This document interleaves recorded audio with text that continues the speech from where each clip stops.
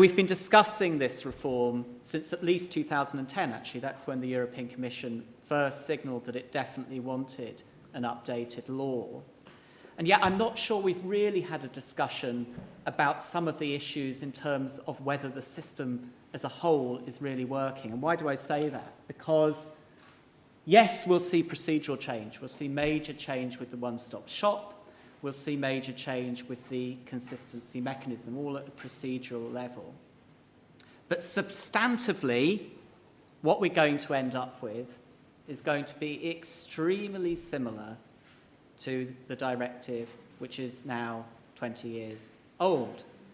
And this was noted by two academics, Christian Svanberg and Peter Bloom in 2013, but I think it's still valid today, that in many essential areas, you can look at the principles, the transparency provisions, the sensitive data regime, the various controls.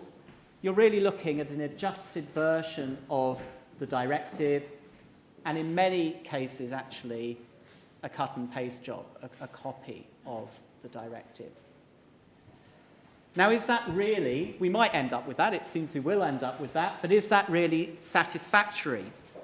Most of these provisions go back to the early 80s or 1990, when the framework was very different in computing, but also it was very unclear what the law was trying to get at. And as Lucas Bergkamp said, again over 10 years ago, actually when you start drilling down into data protection, it's rather it's incompletely conceptualized what on earth the rules are actually trying to deliver.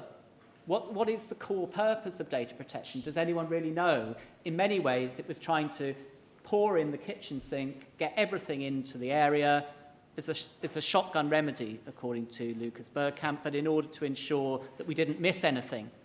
But 20, 30 years on, do we really have a good understanding of what a good data protection regime should be trying to achieve? I'm not sure we do. And in a way, putting that sort of cart before the horse, the rules and the provisions before the horse of the key purposes and being clear on the key purposes, has resulted in overly bureaucratic mechanisms. If you follow all the sluice gates down in terms of the definitions, often highly illogical results, which if taken seriously are extremely burdensome and prescriptive.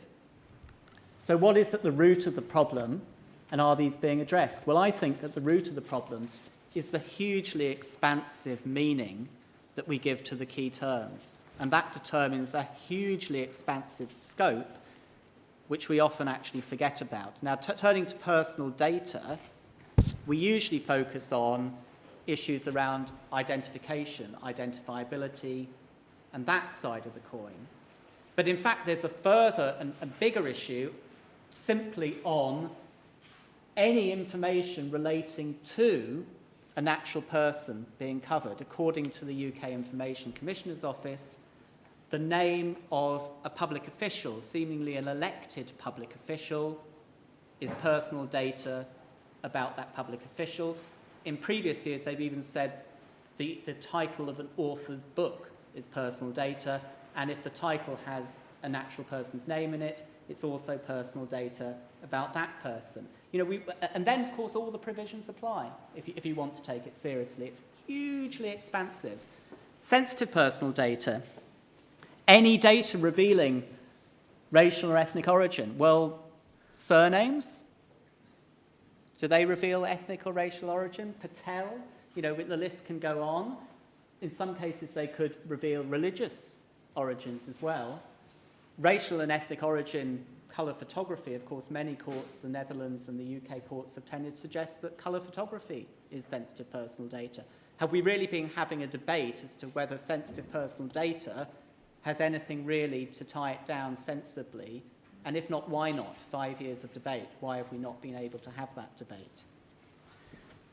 And that problem about the broad meaning of the terms is exacerbated by a generally non-context specific peremptory rule system. I mean, we can talk about cookie consent if you like, although that's slightly a separate regime, but the default ban on processing in the private sector all of those sensitive personal data which will remain in the regulation, is another example.